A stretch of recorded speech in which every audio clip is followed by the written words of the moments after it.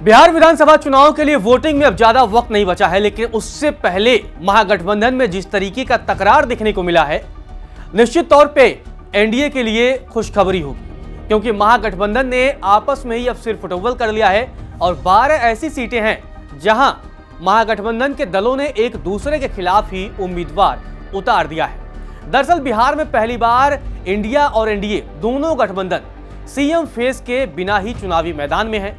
हालांकि बीजेपी और एनडीए के तमाम घटक दलों की तरफ से यह कहता आया गया है कि चुनाव नीतीश कुमार के चेहरे पर ही एनडीए लड़ रही है, लेकिन पिछले दिनों जिस तरीके से अमित शाह ने बयान दिया था कि चुनावी नतीजों के बाद विधायक दल की बैठक में तय किया जाएगा कि बिहार का मुख्यमंत्री कौन बनेगा, ये तय हुआ था। तो दूसरी तरफ इंडिया गठबंधन में भी मुख्यमंत्री का चेहरा ऐलान नहीं किया गया है। आपको बता दें कि महागठबंधन में तो खींचतान चरम पर है। 243 सीटें कुल हैं बिहार में, लेकिन महागठबंधन ने 254 उम्मीदवार उतार दिए हैं। 12 ऐसी सीटें हैं जहां आमने सामने एक दूसरे के उम्मीदवार हैं। आपको बता दें कि दूसरे फेज के आखिरी दिन तक इंडिया गठबंधन में फूट हो गई। टिकट बंटवारे पर नाराजगी दिखी और अंदरूनी बगावत दिखी। आरजेडी ने तो नॉमिनेशन का समय खत्म होने से महज 7 घंटे पहले ही अपनी पहली सूची जारी की, जिसमें 143 उम्मीदवारों के नाम थे।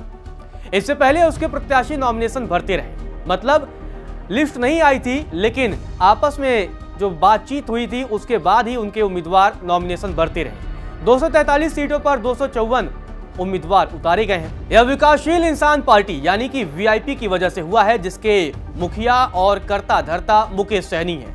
आरजेडी ने 143, कांग्रेस ने 61, सीपीआईएम ने 20, सीपीआई ने 9, सीपीएम ने 6 और मुकेश सहनी की पार्टी ने 15 सीटों पर अपने उम्मीदवार उतारे हैं। इस तरह इनकी कुल संख्या मिलाकर 254 तक पहुंच जाती है। 12 उम्मीदवार एक दूसरे के खिलाफ ही चुनावी मैदान में हैं और बिहार चुनाव में ऐसा पहली बार हुआ है कि एनडीए और इंडिया गठबंधन यानी महागठबंधन ने टिकट बंटवारे को लेकर कोई ज्वाइंट प्रेस कॉन्फ्रेंस नहीं की है। मतलब सभी दल अपने हिसाब से ही टिकट बांटते रहे, लिस्ट जारी करते रहे, क्योंकि सभी दल नॉमिनेशन के आखिरी समय तक लिस्ट जारी करते रहे। एनडीए और महागठबंधन में सीएम फेस को लेकर भी खींचतान है और पहली बार है कि दोनों तरफ से कोई नाम सामने नहीं आया है। मतलब बिना दूल्हे के दोनों ही दल बारात में आ चुके हैं। आपको बता दें 2020 में आरजेडी ने 144 सीटों पर अपने उम्मीदवार उतारे थे और इस बार आरजेडी ने 143 सीटों पर उम्मीदवार उतारे हैं। मतलब पिछले चुनाव की तुलना में 1 सीट पर कम। कांग्रेस ने 2020 में कुल 66 सीटों पर चुनाव लड़ा था और 2025 में अब कांग्रेस 61 सीटों पर अपने उम्मीदवार उतारी है। सीपीआई माले की अगर बात की जाए तो 2020 में 19 सीटों पर चुनाव लड़ा था और इस बार 20 सीटों पर। सीपीआई 2020 में 6 थी, इस बार 9 है। सीपीएम 2020 में 4 थी, इस बार 5 है। वीआईपी 2020 में तब एनडीए के साथ थी और एनडीए के साथ कुल मिलकर 11 सीटों पर चुनावी मैदान में थी और इस बार वीआईपी महागठबंधन में है और 15 सीटों पर चुनावी मैदान में है। आपको बता दें कि आरजेडी इस बार भी सबसे ज्यादा सीटों पर चुनाव लड़ रही है, लेकिन कांग्रेस और वामपंथी दलों के साथ सीट शेयरिंग पर तनातनी भी खूब दिखी। विकासशील इंसान पार्टी यानी वीआईपी जो पिछली बार एनडीए में थी, इस बार इंडिया के साथ है और वीआईपी ने जिन 15 सीटों पर अपने उम्मीदवारों का ऐलान किया है, उनमें से 2 ऐसी सीटें हैं जिन पर आरजेडी ने भी अपने उम्मीदवार उतारेंगे। अब आपको आंकड़ों के जरिए समझाते हैं, ग्राफिक्स के जरिए समझाते हैं कि आखिर वो 12 कौन कौन सी सीटें हैं जहां पर महागठबंधन के दल आमने सामने हैं। 6 सीटों पर आरजेडी कांग्रेस आमने सामने। सिकंदरा सीट की अगर बात की जाए तो सिकंदरा से आरजेडी के उम्मीदवार हैं उदय नारायण चौधरी, तो इसी सीट पर कांग्रेस से विनोद चौधरी चुनावी मैदान में है। कहलगांव विधानसभा सीट की बात करें तो आरजेडी से रजनीश भारती चुनावी मैदान में है, तो कांग्रेस से प्रवीण कुशवाहा चुनावी मैदान में है। सुल्तानगंज सीट की अगर बात करें तो आरजेडी से चंदन सिन्हा को टिकट दिया गया है, तो ललन सिंह कांग्रेस के उम्मीदवार हैं। वैशाली जिले की अगर बात करें तो आरजेडी से अजय कुशवाहा को उम्मीदवार बनाया गया है, तो कांग्रेस से संजीव सिंह को टिकट दिया गया है। लालगंज से अगर बात करें तो आरजेडी से शिवानी शुक्ला को चुनावी मैदान में उतारा गया है, तो कांग्रेस से आदित्य कुमार को टिकट दिया गया है। वासलीगंज से बात करें तो आरजेडी से अनीता यहां पर चुनावी मैदान में है, तो कांग्रेस से सतीश कुमार। तो ये 6 ऐसी सीटें हैं जहां पर कांग्रेस और आरजेडी के बीच ही मुकाबला है। अब आप देखिए, मतलब मतदाता भी कहीं ना कहीं कंफ्यूज होगा कि वो किसके पक्ष में मतदान करे, क्योंकि दोनों ही दल महागठबंधन में है। ऐसे में इस सीट पर एनडीए को लाभ मिल सकता है, क्योंकि जिस तरीके से अगर आरजेडी या कांग्रेस दोनों ही दल एक दूसरे का वोट काटते दिखेंगे। ऐसे में तीसरे दल को इन सीटों पर फायदा हो सकता है। अब 4 उन सीटों की बात करते हैं जहां कांग्रेस और सीपीआई के उम्मीदवार आमने सामने हैं। बछवाड़ा सीट की अगर बात करें तो सीपीआई से अवधेश राय चुनावी मैदान में है, तो कांग्रेस से शिवदास। करहर से अगर बात करें तो सीपीआई से महेंद्र गुप्ता चुनावी मैदान में है, तो कांग्रेस से संतोष मिश्रा। बिहार शरीफ की अगर बात करें तो सीपीआई से उमर खान यहां पर चुनाव लड़ रहे हैं, तो कांग्रेस से शिव कुमार यादव चुनावी मैदान में है। राजापाकर से अगर बात करें तो सीपीआई से मोहित पासवान है, तो कांग्रेस से प्रतिमा दास चुनावी मैदान पर है। तो आपने देखा ये 4 ऐसी सीटें हैं जहां पर कांग्रेस और सीपीआई के बीच सीधा मुकाबला देखने को मिलेगा और इसमें किसी फायदा तीसरे का हो सकता है।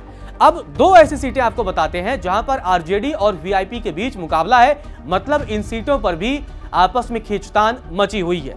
सबसे पहली सीट आती है बाबू बरही। यहां से आरजेडी से अरुण कुशवाहा चुनावी मैदान में है, तो वीआईपी से बिंदु गुलाब यादव चुनावी मैदान में है।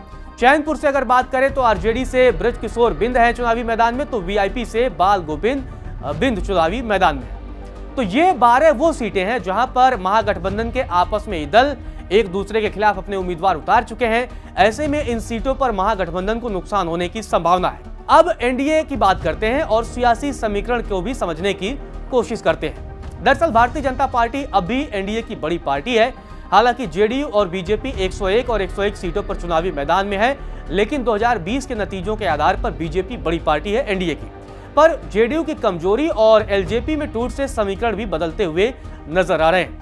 तो वीआईपी और इंडिया में जाने से निषाद वोटरों पर भी असर पड़ सकता है। मतलब जिस तरीके से पिछली बार वीआईपी के साथ रहने से एनडीए को निषाद मतदाताओं का, मछुआरों का वोट मिला था, तो इस बार ये नुकसान हो सकता है। चिराग पासवान की पार्टी एलजेपी आर को फायदा हुआ है। इससे पहले ही चुनाव में आपको बता दें 29 सीटें मिली है, तो चिराग पासवान की पार्टी को कहीं न कहीं फायदा मिला है। जेडीयू की सीटें घटाई गई हैं ताकि बीजेपी बराबर या अधिक सीटें मिल सके, गठबंधन में शक्ति संतुलन बनता रहे, तो ये सारी चीजों का ध्यान रखा गया है। गौरतलब है 20 साल की सत्ता के बाद एनडीए एंटी इनकम्बेंसी का भी सामना कर रही है, जबकि विपक्ष की फूट उसे राहत दे सकती है। आरजेडी ने 24 और कांग्रेस ने 5 महिला उम्मीदवारों को भी चुनावी मैदान में उतारा है। जेडीयू और बीजेपी ने इस बार 13 महिलाओं को चुनावी मैदान में टिकट दिया है। इसी तरह से एनडीए की तीसरी सबसे बड़ी पार्टी एलजेपीआर ने 6 महिलाओं को अपना उम्मीदवार बनाया है। इसमें भी उन महिलाओं की संख्या अधिक है जो किसी नेता की पत्नी या बेटी है। आरजेडी ने इस बार 51 यादव, 19 मुसलमान, 14 समर चुनावी मैदान में उतारे हैं। कुशवाहा पर आरजेडी का खासा फोकस है। पार्टी ने 11 कुशवाहा प्रत्याशियों को भी टिकट दिया है। 2020 के चुनाव में आरजेडी ने 58 यादव, 8 कुशवाहा समाज से प्रत्याशियों को मैदान में उतारा था, जबकि 7 सीट पर वैश्य समुदाय से आने वाली जाति को टिकट दिया गया था। 13 सीट पर समर, 15 सीटों पर मुस्लिम प्रत्याशी भी उतारे थे। लेकिन इस बार जो चुनावी मैदान है वो चुनावी मैदान पूरी तरीके से सज चुका है, लेकिन गठबंधन की फूट, महागठबंधन की फूट, आपसी पार्टियों के खिलाफ उम्मीदवार उतारना, इससे महागठबंधन को नुकसान होने की संभावना है। क्योंकि अगर जो उम्मीदवार अपने ही महागठबंधन के पार्टी के खिलाफ अगर दावेदारी ठोक रहा है, तो वो जो भी वोट पाएगा वो महागठबंधन के वोट को ही नुकसान पहुंचाएगा और ऐसे में एनडीए को भी ये राहत मिल सकती है। एनडीए भी एक एजेंडा बनाने की कोशिश करेगी, संदेश देने की कोशिश करेगी कि महागठबंधन में फूट है और जो दल चुनाव के मैदान में ही उनमें फूट हो, वो चुनाव के बाद प्रदेश कैसे संभालेंगे, तो इसका फायदा एनडीए को मिल सकता है। फिलहाल के लिए इस वीडियो में इतना ही। अब देखना दिलचस्प होगा जिस तरीके से महागठबंधन में सिर्फ फुटबॉल चल रही है, एक दूसरे के खिलाफ उम्मीदवार उतारे हैं, जब चुनावी नतीजे 14 नवंबर को आते हैं तो इसका कितना असर देखने को मिलता है और क्या एनडीए महागठबंधन में फूट का फायदा उठा पाएगी या नहीं, इस पर भी हमारी नजर बनी रहेगी।